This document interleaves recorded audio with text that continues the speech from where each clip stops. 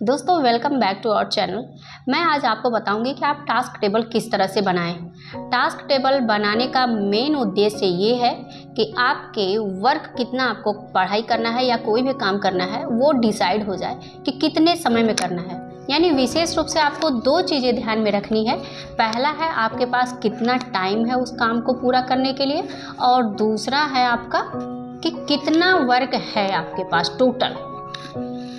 Total work जितना है आपके पास या पढ़ाई करने के लिए जितने चैप्टर्स हैं वो आप डिवाइड कर लीजिए डे वाइज, और आपके पास जितना टाइम है उसी टाइम में आपको डिवाइड करना है। अब इसे आपको जो एग्ज़ाम डेट है उससे बहुत पहले ही फिनिश कर लेना है ताकि रिवीजन के लिए पर्याप्त टाइम बचे। साथ में आपको ये भी ध्यान रखना है कि जैसे ही आप एक टॉपिक कंप्लीट करते हैं उसमें आपको उससे रिलेटेड आंसर राइटिंग करनी है, प्लस जितने भी प्री के क्वेश्चन हैं या जिस टाइप के आपका जो भी एग्ज़ाम आप देना चाहते हैं उस एग्ज़ाम का जो भी प्रीवियस ईयर क्वेश्चन पेपर है उसे आप सॉल्व करेंगे। उसे सॉल्व करना बहुत ज़रूरी है। तो ये भी आपको टास्क टेबल बनाते हुए ध्यान रखना है कि आपको आंसर राइटिंग के लिए और प्रीवियस ईयर क्वेश्चन पेपर को सॉल्व करने के लिए टाइम वो भी उसमें जोड़ कर रखना है, प्लस करेंट अफेयर्स के लिए भी वो टाइम जोड़ कर रखना है।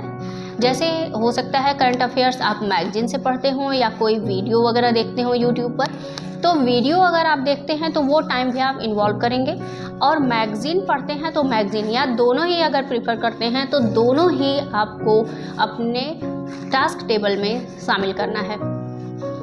अब आप जितने भी मटेरियल हैं, जितनी बुक्स आपको पढ़नी है वो आप सिलेबस के अकॉर्डिंग बुक्स रख लीजिए अपने पास और उसे चैप्टर वाइज बांट दीजिए, और डेली बेसिस पर बांटिएगा कि आपको एक दिन में कितना काम कंप्लीट करना है। पर डे का डिसाइड होना चाहिए कि कितना आपको काम करना है, और वो आप कर भी ले जाएंगे। अगर आपका दिन डिसाइड होगा कि एक दिन में कितना हमें करना है तो आप कर ले जाएंगे। इसे घंटे में मत बांटिएगा क्योंकि सबकी क्षमता अलग अलग होती है। कोई एक टॉपिक को 2 घंटे में पूरा कर सकता है तो कोई उसी टॉपिक को 4 घंटे में पूरा कर सकता है। इस वजह से सबकी क्षमता के अनुसार है।